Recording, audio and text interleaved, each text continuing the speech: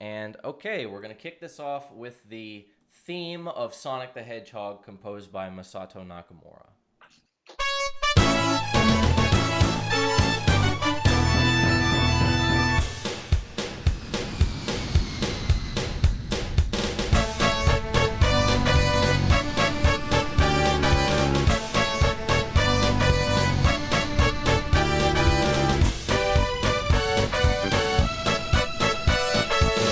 That's breaking up on my end if it's not on yours. Sorry?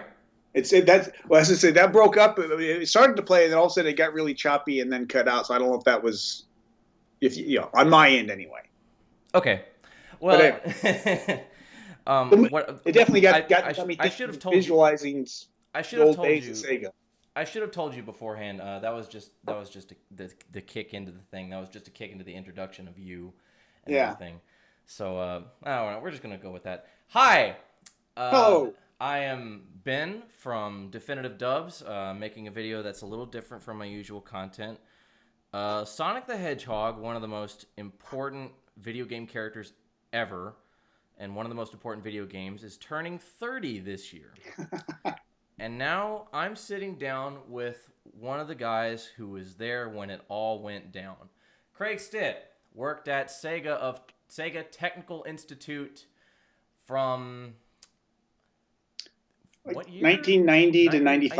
1990. Yeah, that sounds about right. 1990. Worked on games like Comic Zone, Kid Chameleon, uh, and of course Sonic 2. Yep. And then he worked at Insomniac Games. He did the initial concept and design for Spyro the Dragon.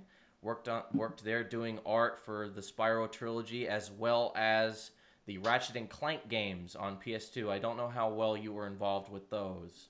Yeah, yeah, it's art director and did a huge amount of the artwork and whatnot. So Yeah, and of course the credits just list created by Insomniac Games, and it doesn't really go into specifics. So yeah, you were pretty instrumental in the general look and feel of those games. yeah, yeah. So Spyro's the one's always near and dear, even more than Sonic. Spyro's near and dear to me it's because near and dear to me because that was my childhood. I ah, played Spyro religiously. yeah, Um, yeah. So that one because now my original concept was very different from what the game became, but it was still the roots, the foundation of what Spyro became. So yeah, yeah, we'll near get and we'll, dear. we'll get to that eventually. We'll get her. So my first question is, how are you? How have you been since leaving the games industry? In this in this Um, this pandemic where we're living in right now. well, I left the industry back in 2005. Um, and so, but yeah, the actually, I've been very fortunate, to be serious here during the whole pandemic thing. I've been very fortunate. I mean, the for the past several years, I've worked at a children's museum in Pasadena, and they've been closed since well, it's coming up on a year now, since mid March last year. Um, but it's yeah, I've not really had to deal with any hardship and met my girlfriend right before it all locked down, so we were comfortable moving in together. So that cemented that relationship. I became a grandfather about 3 weeks ago, Oh so wow! yeah, it's been Congratulations. it's no thank you. It's been a crazy year, and I have friends that are having a lot harder, you're the harder time, but yeah, I am going a little star crazy. I miss playing with kids at the museum and whatnot. So, but I'm doing really good. So I'm gonna stop sharing the screen because I just realized you can see the questions that I've got up here. I, I said I didn't know. Yes, I don't know if I could actually read them even with my glasses on. Um, but yeah, I will. We will come back to that later. So, um, the next question I have is that you were there at STI when Sonic was just coming out. Yes. And you said in the past that you and other members of the team got to sit down and play it, and it started very mundane, but as the gameplay Mhm. evolved, you described it as being very addicting. Now, Oh, I don't absolutely. I don't want to I don't want to retread old ground. I don't want to I don't want to go into like uh, how you first got involved with Sonic, what you thought of the game. That you've said that a million times. I don't want to make you repeat yourself. But what I do want to ask is, Sonic Team had their own ideas for Sonic in order to appeal to Americans at the time. What with the red, white, and blue color scheme, the Bill Clinton attitude, Michael Jackson, Santa Claus. How did you, as an American member of Sega, perceive Sonic? Not just as a game, but as a character, a world, and a universe. What do you attribute to Sonic's success? Um, it's interesting because that was one of the reasons Mark Cerny started STI, Sega Technical Institute, was he wanted to, because we were going to, STI was founded on the idea that we'd bring Japanese artists to America, which is we did, and we were supposed to send some American artists, or American, not just artists, American developers, to Japan, with the intent being that with the Japanese here, they would learn more about the American mentality of games, and if we sent the Americans to Japan, they would learn more about the Japanese just basic mentality about games. Because you look at the two games being made, and they're completely different. Yeah. It just and for the most part, the American games weren't terribly fun. More often than not, where most of the Japanese stuff was. So I don't know, how much. I'm trying to remember. I don't remember a whole lot of discussion about that specifically on Sonic. Well, I mean, you're an artist. I mean, how do you interpret that stuff? It was.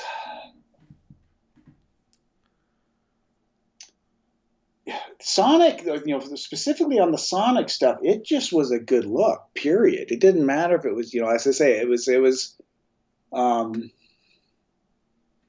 Yeah, it had that quasi polygonal look, made it look futuristic. Yeah. Even though it was all just.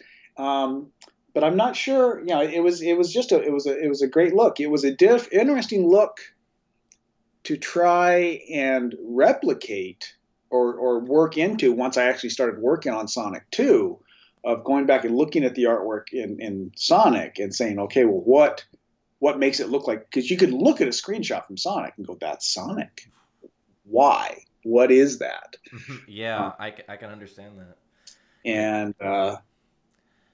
And so that's even like because the two levels I did on Sonic 2 were Oil Ocean. Mm-hmm. And then Hidden Palace Zone, which truly became hidden. Yeah, you've said that was like the one that you keep going back to in your mind. That's still some of my favorite, to this day, still some of my favorite art. But looking, and also it felt like Sonic to me. I was never 100% happy with the artwork for Oil Ocean. It looked nice. It was just short of Sonic, though. It just didn't quite. It felt like an American's interpretation of Sonic somehow. But I mean, you've shown off that there was a prototype that got leaked last year. Sega Pete, I believe it was. Yes. And you said that was supposed to be a spin-off that took place in that universe, and obviously it never went anywhere, but you've pitched a whole lot of stuff to Sega, like different sidekicks and different designs and all that.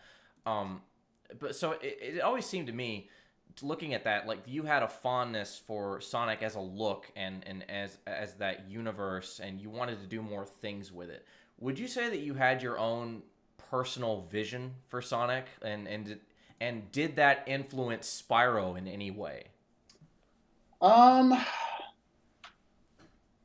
don't know if it influenced Spyro so much, because that was going in such a well, it had to have influenced it. The look, although the original Spyro game I pitched was going to be a much more realistic, adult's not the right word, but adult-oriented game. It wasn't going to be the cute little game with the little dragon. It was going to have a realistic dragon game? Yeah, I didn't. It wasn't going to be photorealistic, because I've never cared for that. As an artist, if I'm going to recreate a game, I had no interest in doing photorealistic worlds. but it would have been much more real. Would have been more realistic. Would have been a much more serious game. Mm. And I would still love to play that game. It's very different from what Spyro became, but it's very good that we went the direction we did with Spyro because that's the reason it's so popular. But getting back to one of the reasons Sonic is so popular is for the same reason I think a lot of these games are popular, and one of the reasons Spyro was popular is it's a very simple game, and yet not easy. Yeah.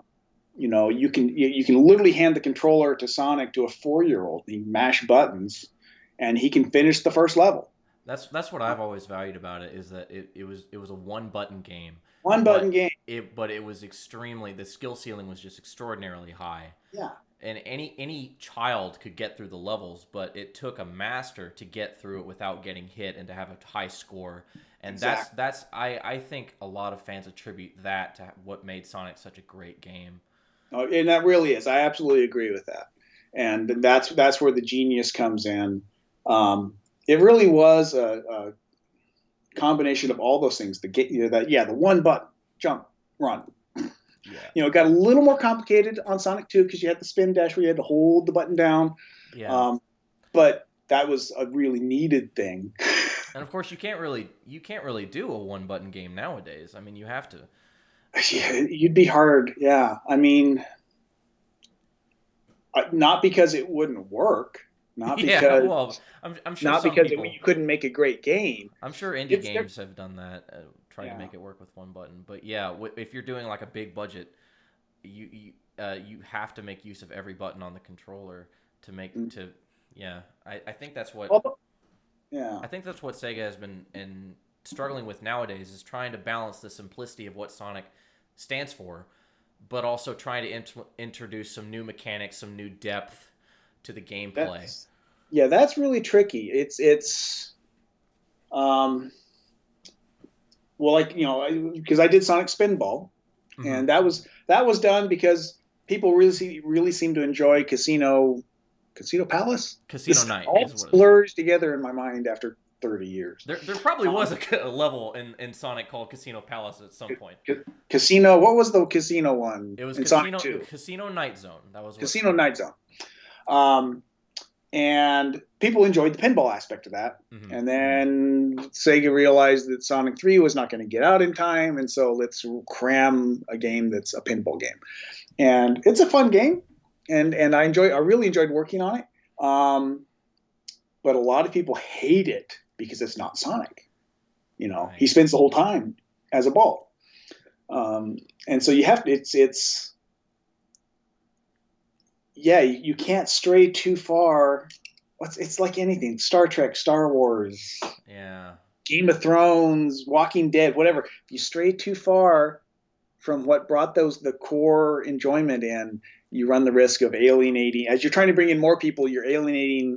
You can't make everybody happy all the time, or however that saying goes. Yeah, because I remember enjoying Sonic Spinball when I played it, but of course I like pinball in general.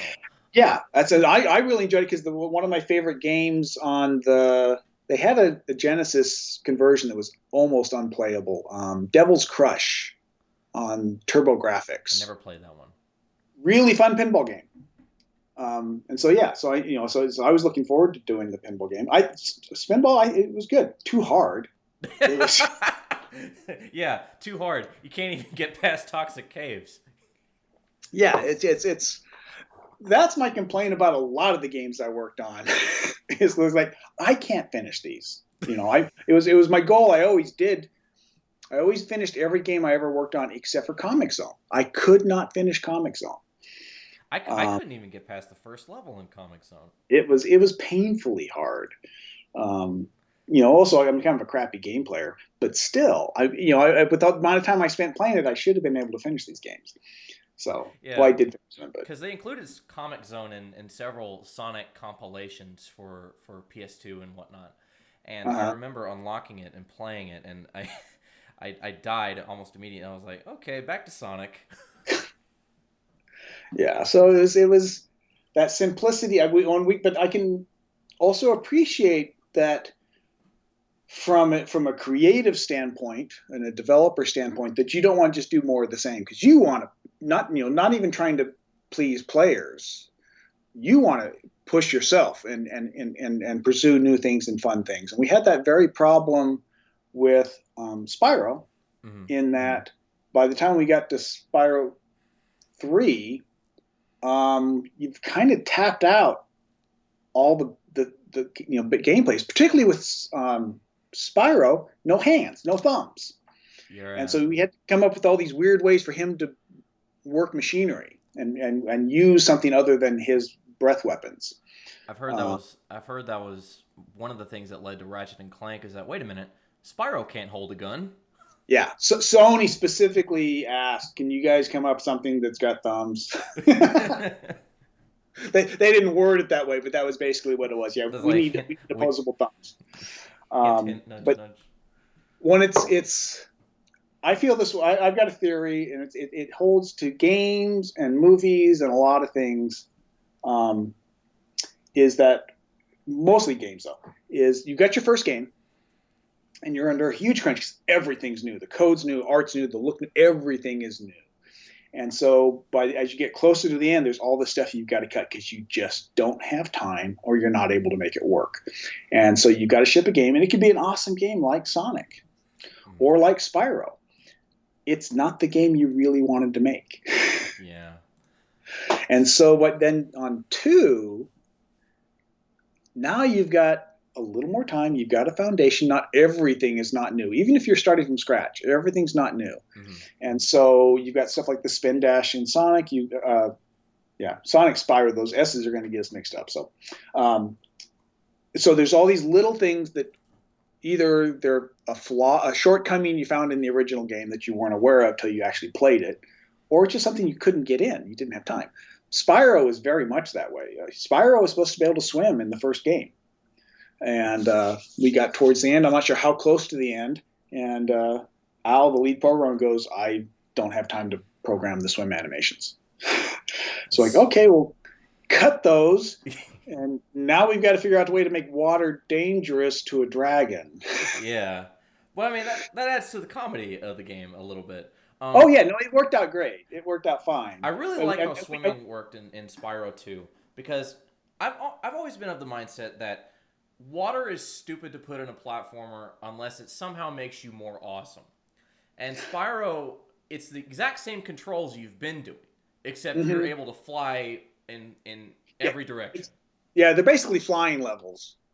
Which that was the other thing, was how do we limit this, because dragons can fly. And so a flying game is a very different game than a ground-based game. And so how do you not break your game? So that's...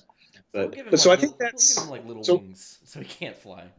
Yeah. So by Spyro 3, we introduced, Sergeant Bird and all these other playable characters to give different dynamics. I had mixed feelings on that. A lot of people, Spyro 3 is their favorite Spyro game. Myself included. Yeah. So, but see, I like Spyro. I want to play Spyro. I don't care if I'm doing the same thing over and over and over. Well, I can so, but that's that. so. And then then Sonic got that. By the time you get to 3, it's like, okay, now we're introducing new characters. Sonic 2, you've got Tails. There's a new play dynamic. Also, it was they really wanted to get a second player in there, which is problematic. I mean, just the nature of the game, that high speed. Yeah. That was a huge problem to overcome. It's really interesting hearing about the lessons you took away from Sonic when conceptualizing Spyro. But I want to move back to Sonic. Okay. This is about Sonic, of course. Right. So, would you say unequivocally that there was a fundamental philosophical difference between what Americans liked about Sonic and how Japan wanted Sonic to be, either on the gameplay or the art side? Because I mean, that's two different cultures that are clashing. Was there ever a moment where it was like, okay, this is too American? This is what does that mean to be too American? Yeah, I think looking at it from the American side, that's a little harder because I'm looking at it going, well, yeah, this. I mean, what I just said, I was never completely happy with my Oil Ocean artwork I because remember. I think it didn't have that. you've done an interview where you said everyone hated your background, yourself Oh, included. yeah, no, the distant background I was never happy with, and Yamaguchi redid it. Hmm. And I wish I still had it so I could look at it and see what about it I didn't like. I was Right. never happy with the distant background, even in Hidden Palace Zone. Um, it's okay, it's functional, Yeah. it just wasn't dynamic. So Just move wasn't. move back a little bit to what we were talking about. The difference in philosophies. Well, it's the only real proof I have that the Japanese were not, or at least some of the Japanese were not happy with the American because either our perspective was off, or our talents weren't there, or the art wasn't Japanese enough. Is that a lot of art got cut, and it was always the American art that got cut in Yeah. some. But even more so, but also there was a lot. Sonic 2 was going to be a massively huge Oh game. There yeah, was, and we're gonna get into that for sure. and so, but when you go to Sonic 3, Naka um, absolutely demanded an all Japanese team. He did not want to work with any Americans. Um, Partly because he didn't like to speak. He wasn't comfortable speaking English. He didn't like speaking English. But I think Yeah. primarily he just didn't feel like we were good enough, or our look didn't match the Sonic. And that's happened like a billion times throughout history when American developers try to work on a Japanese property. They expect you to just get it, and you just Mm-hmm. can't because you come from an entirely different background, and so they have to learn that the hard way. Yeah. So but you nailing down specifically what that is, I don't know. I don't think I can. Yeah. It'd be because that would be a whole conversation diving in and actually looking at artwork and saying, well, okay, why does this look Japanese and this doesn't, when it's Hmm. basically the same thing, but it's not. Yeah. That is it's very subtle. Um, But yeah. and so, Well, you said that after Sonic 2, you were told that you were going to be the lead artist on Sonic 3, despite having contributed so little to Sonic 2.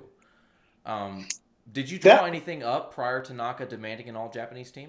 no, I think looking back at that, I'm relatively certain that was Roger Hector, who was the head of STI at the time, just kind of buttering me up or trying to keep me happy. No, no, no. You're gonna be. No, yeah, you're gonna because going back and reading through my journals that I from that time, it was I was not happy. Mhm. I was, but no, it was beyond just stress of long hours. Um, so it was, but at the time I totally believed him. So I was very upset, angry, disappointed to not even be working on it, much less not have a lead position on it. Um, but then again, as I say, although I didn't do much, I did more than any of the other American artists. that Well, I yeah, had of course. up Your for stuff one. ended up in the final game, so Yeah. in a way, So um, yeah, I wasn't privy to all the back conversations specifically, so I can just look at what I heard or what was specifically said to me. But yeah, I think that was Roger, and maybe he really meant it. Maybe he really mhm. planned on having more, Americans having more input and more say. Um, but yeah, that was I remember being quite upset about that. Yeah. Doubly so because we literally they had their own office with a separate key card that we couldn't even. I think Oh I was in yeah. that office maybe 3 times in the year of development for them. Yeah. So So let's dive into the nitty gritty of Sonic 2's development. Um, so I want you to walk me through the process of how level concepts get into Sonic 2. How did something like Oil Ocean go from being an idea in someone's head to concept art to approval to actual implementation? Now, I know it's been 30 years. I can't expect you to remember everything, but just please try for me. there was. I'm trying to remember because I have this memory of the maps, of these paper hand drawn maps on graph paper. But did those come first? Um, from us, yes. At this point, there was no concept creative input, at least from the American artists or myself, given to Yasuhara or the other designers. So, so you're saying that they drew maps for levels that they hadn't even come up with yet? There was no like idea for what Sonic was going to be doing? Well, they had names. If I They had remember right, Oil names. Ocean. I can, if I picture the map, it said Oil Ocean at the top and had a basic layout structure. Hmm. Of the girders and the towers and tanks, but relatively, but very basic. Um, and I'm trying to remember the map for Hidden Palace Zone. We'll get to that, but Yeah, yeah. So you had a map. So that by that point it was like, okay, this is definitely going to be in the game. We've already worked on it. This is the map. Start making art for it.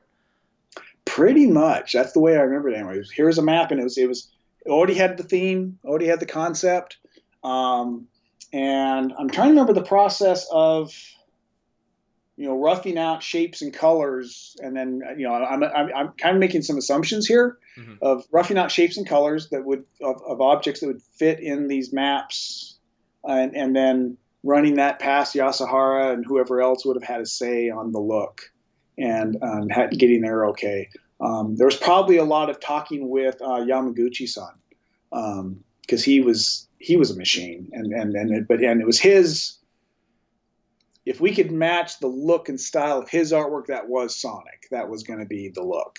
That's a Uh, good that's a good transition because I was about to ask, what was your relationship with Yamaguchi during all this? I mean, you've talked at length about Yasuhara and Naka, but you've never really spoken about Yamaguchi and his art. Mark Cerny was the general art director for the game, but I assume he still answered to Yamaguchi as well.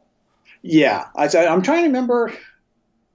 I'm trying to remember Mark interacting with Mark during that, and I really don't remember because I'm trying to think when Mark left and Roger Hector came in. But anyway, yeah, Yamaguchi, he was a machine. I mean, he was just at the office 24/7. Hmm. Um, I'm trying to remember which level it was. Genocide, because I can't remember which levels changed names and levels got lost. Again, we're gonna get into that, but Yeah, but but I'm trying to think. One of the genocide. It's the one Genocide with City was one of the levels. yeah. So it's the one that had the silver and blue tubes with the gold or the yellow bar and the liquid, and you're running through the tubes. I believe That that sounds like Chemical Plant, but there's also a level could be called chemical. Yeah, but yeah. that level Yamaguchi redid. That was the third or maybe even the fourth iteration of that art.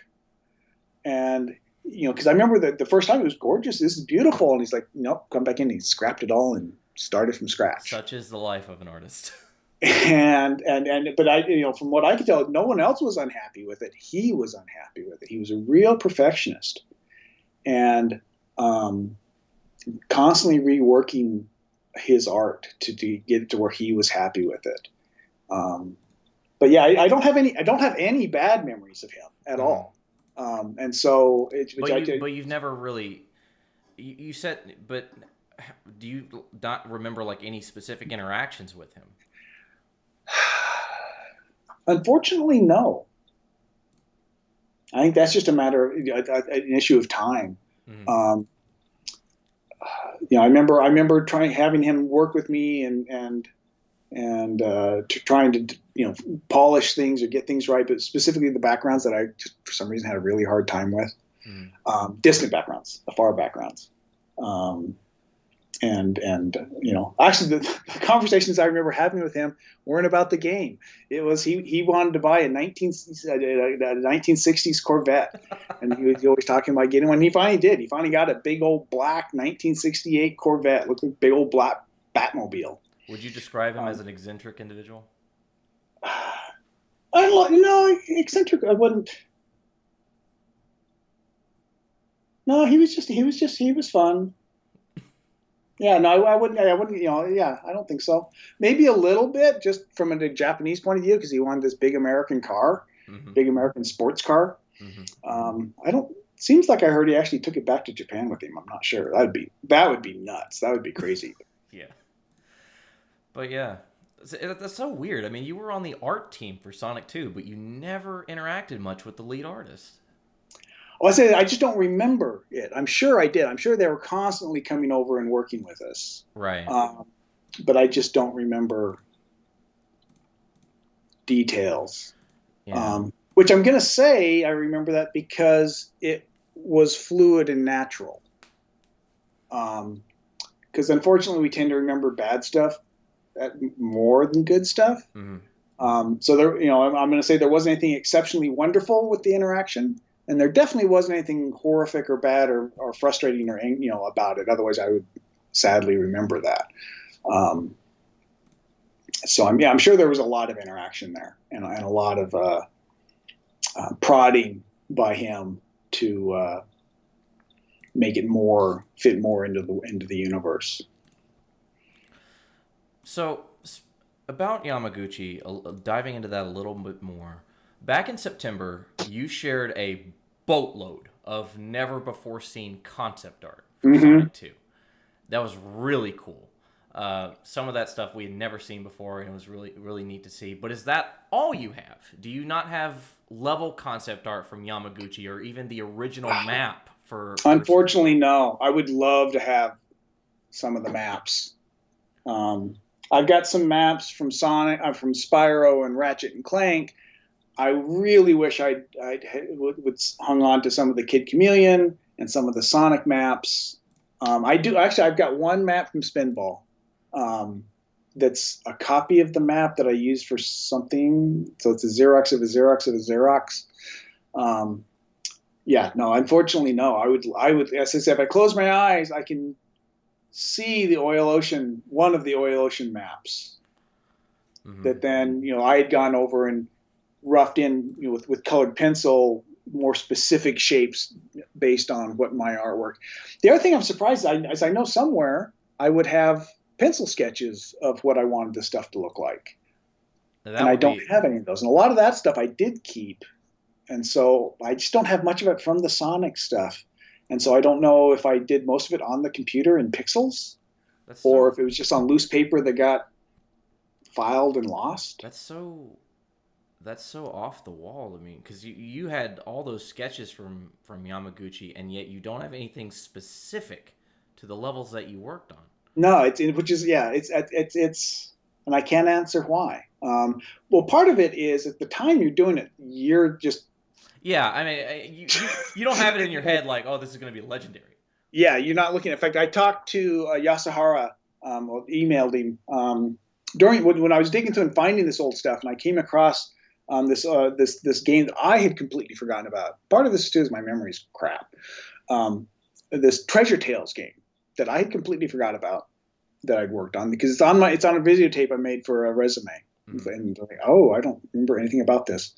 And so I started trying to track down more information about it, and I had, it's like, well, did Yasuhara help design some of this? Because it was, and so I was able to get a hold of him, and he goes, I don't remember. He says, and then he said, I remember very little from that time because it was so stressful and such long hours. His memory from that time is just shot, it's gone.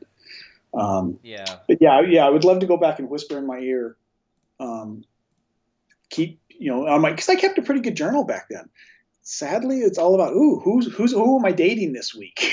It's like, I don't care about this woman and that girl and this woman. there's like No, tell me about work. there's So every 4 or 5 pages, there's a paragraph about work. there's Um, in between pictures of models, you've got like really damning information about Sonic 2. It's like get that out of the way. yeah, so it's very frustrating that I don't have.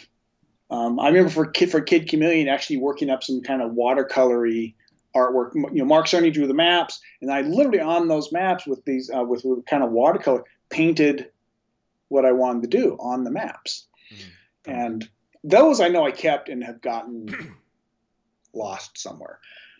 I I remember having a whole drawer full of maps and stuff when I was at Sega that I just don't know what happened. I probably intended on keeping this stuff. That is just an Um, absolute shame. and so, But you mentioned that you had a map from Sonic Spinball, and that's at least something. The Sonic yes, community might be interested in that if you can find it and scan it. but it's I think, yeah, I've got it. I've got a scan of it. So, um, Yeah, because I think it's called, yeah, it's toxic. It's my level, Toxic Caves. toxic caves, but I think it says toxic pools on it. Because yeah, that's another one where a couple levels got smushed together because we were running out of memory and time, Yeah. and so I have the one, which is yeah. But then on that one, it actually makes sense because I only did the one level on that. So, So but let's move on to following up on an interview you did almost to the day 20 years ago for a user called Ice Knight for okay, Sonic Research Zone. uh-huh. And that was a very different time. But you made some very interesting comments that I wanted to follow up on that have never really, I don't think you've been asked about since then. I know. Looking back at some of those, not that long ago, somebody brought up one interview, and you said this, like, did I? And then oh yes, it is. There is a memory. So yeah, please. Hopefully, it'll jog things loose in my brain. Um, Well, you guys all know, even if I remembered everything, yeah, the fans of that now understand this way more than I did back then. exactly. Even if I remembered everything, Exactly. because you're able to piece all this back together and Actually, understand it. one of the comments you made, uh, in in in when being asked about the mock-up screens for Sonic 2 and you said, quote, "You guys really need to get lives." And that's Oh, a fair comment, to be fair. But back then in 2001, did you wonder why the hell anyone would care about this stuff? Like, what changed in your mind between then and now? um, I think an appreciation for fandom. Mm-hmm. Um, uh, and even though I enjoy making games, and I've been incredibly fortunate to make some incredible games and work with people, it's not a part of me. I'm not a gamer. Right. Uh, where so I have to, and this happened actually relatively recently here, and it's one of the reasons when I dug up this old stuff and I started putting all this stuff out there, um, and getting it out where people could see it, because I realized if I, people's response to seeing these scribbles and these little sketches and these things that never made it into games and these silly little stories, they're not silly little stories to people. Yeah. It's like if I got to go back and wander through the storage room at Industrial Light and Magic after Star Wars. Yeah. Like it's like that. That's the level of this. I would just, my brain would explode because I would just be so trying to suck everything in and know everything, and so I had to correlate it to things like that, where I'm that passionate about the nitty gritty details, where I really needed to get a life because I noticed that this screw is not in line with this screw, and so obviously these two props from Star Wars are different props, and this is a model and that's not, Yeah. and so it was the realization of that, and and then compounded with the fact that when you're so close to it, it was a job to me. I mean, I don't, and I really try and say this without sounding dismissive at all. It was as much fun as it was. It was a job. It was work. It was my work. It's, who cares about my work? Yeah. Why do I need to say my work? Yeah.